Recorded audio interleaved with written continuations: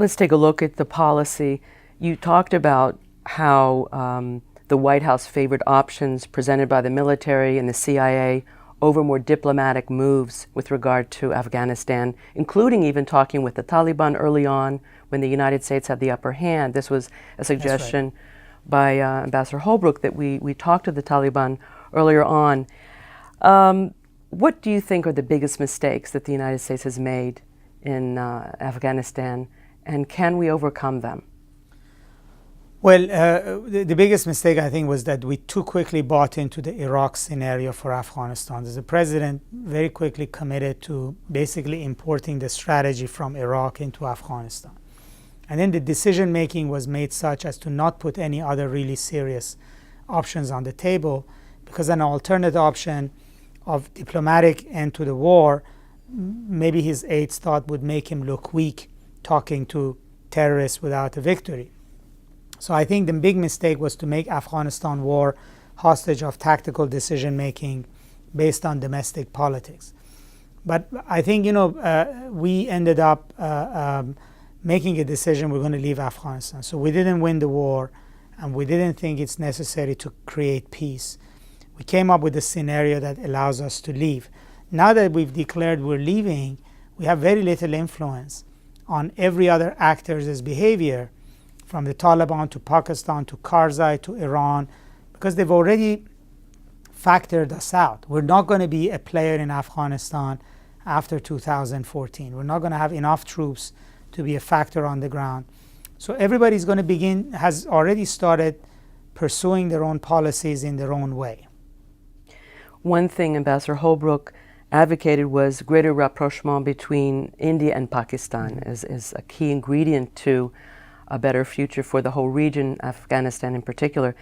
Do you think that might be one positive sign given the election of Nawaz Sharif and his overtures toward India? Well, I think what Holbrooke understood was that the situation in Afghanistan is a hostage to hostilities between India and Pakistan, because the Pakistanis think that the Karzai government is pro-Indian, that if they don't control southern Afghanistan, the Indians are going to set up shop over there. And therefore, they have a lot of phobias about Afghanistan that has to do with their strategic rivalry with India.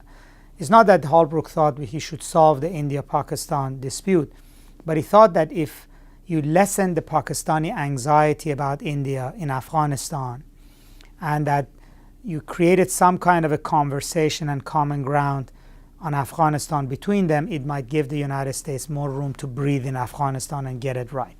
So he tried to get them to talk about Afghanistan and nothing else. No Kashmir, no other border issues, but just about Afghanistan. I think by the time Holbrooke died, as I describe in the book, the two sides were warming up to this idea of a limited conversation on Afghanistan.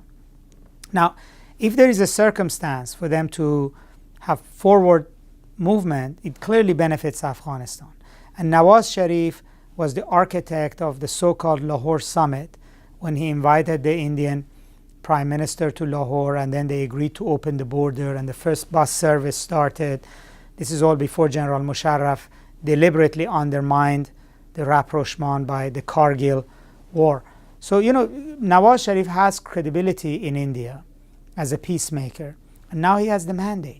So an Indian government can take him seriously because he won big, and therefore he may actually be able to follow through with whatever promise that he makes. And I think that's a positive outcome of the Pakistan elections.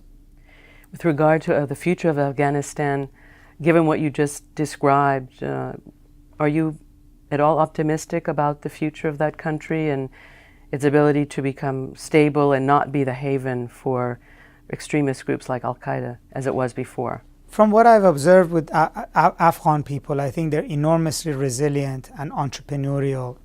And I think they're very hopeful about ultimately being able to overcome the challenges they face.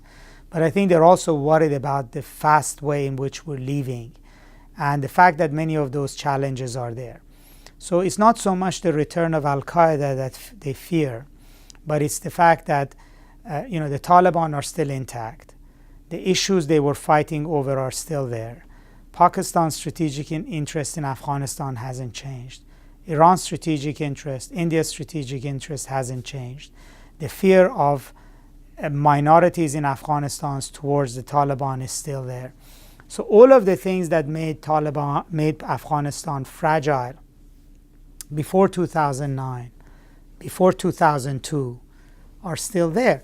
And that worries them, that we're leaving without having really fixed anything in the end. And therefore, even the gains they had under Americans over the decade that we were there don't necessarily seem permanent and are subject to erosion. And that's a big challenge for the people of Afghanistan. So I'm optimistic in their resilience, in their entrepreneurship, but I also do think that there are short-run challenges they have to overcome.